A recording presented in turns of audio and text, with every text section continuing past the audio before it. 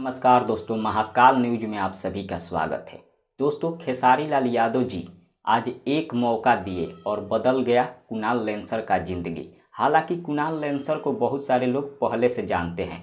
बहुत सारे लोग जो हैं टिकटॉक जब चल रहा था उसी टाइम से जानते हैं और टिकटॉक पर काफ़ी फेमस थे कुणाल लेंसर।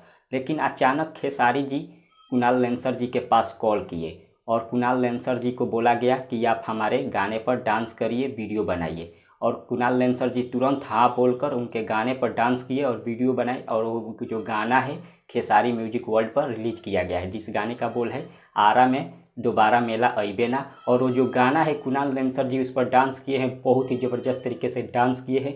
और वो जो गाना है पूरे इंडिया में दूसरे नंबर पर ट्रेंड कर रहा है। यानी कि आप बोल सकते हैं खेसारी जी के गाने पर कुणाल लेंसर जी का एक जो डांस है पूरे इंडिया में 2 नंबर पर ट्रेंड कर रहा है। और कुणाल लेंसर जी भी ट्रेंडिंग में आ गए हैं। उनका पहला वीडियो है जो कि ट्रेंडिंग में आया है खेसारी जी के गाने पर। अब इसके बारे में आप सबका क्या राय है, कमेंट के जरिए हमें बताइए। फिलहाल इतना ही, मिलते हैं अगले वीडियो में। धन्यवाद।